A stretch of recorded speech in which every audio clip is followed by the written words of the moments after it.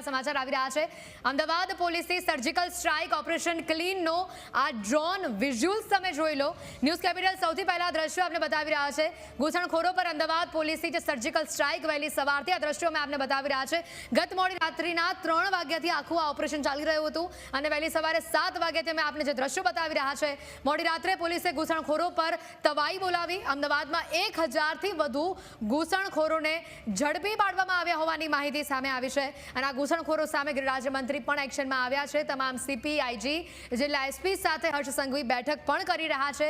તમામ સાથે વિડીયો કોન્ફરન્સિંગના માધ્યમથી તેઓ બેઠક કરી રહ્યા છે। પહેલા તો તમે આ ડ્રોન વિઝ્યુઅલ્સ જોઈ લો જે વહેલી સવારે દોરડા બાંધીને જેટલા પણ ઘૂસણખોરોને લાવવામાં આવ્યા હતા તેની પાછળનું આ આખું ઓપરેશન હતું જેમાં મોડી રાત્રે મોટી સંખ્યામાં પોલીસ જોડાઈ હતી।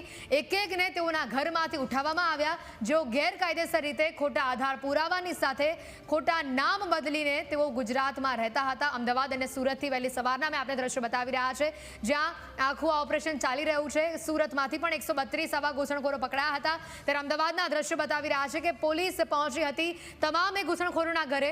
ખાસ કરીને ચંડોળા તળાવની આસપાસના જે વિસ્તારો કે જ્યાં સૌથી વધુ બાંગ્લાદેશીઓ રહેતા હોવાની જે વાત સામે આવી હતી અને સૌથી પહેલું સર્ચ ઓપરેશન પણ ત્યાં જ કરવામાં આવ્યું જેના ડ્રોન વિઝ્યુઅલ્સ અમે આપને બતાવી રહ્યા છે। મોટી સંખ્યામાં પોલીસનો કાફલો પહોંચ્યો, કોઈ ભાગી ન શકે, ક્યાંયથી છૂટી ન શકે, કોઈ છટકબારી બાકી ન રાખી એક એકને ઘરમાંથી પકડ્યા અને લઈ આવવામાં આવ્યા। તમામના ફોનની પણ ચકાસણી કરવામાં આવશે। કેટલા સમયથી અહીંયા રહેતા હતા, ક્યાંથી આધાર પુરાવા તેઓએ બનાવ્યા, ક્યાં કામ કરતા હતા, કોની સાથે વાતચીત કરતા હતા વારંવાર તેની પણ તપાસ કરવામાં આવશે અને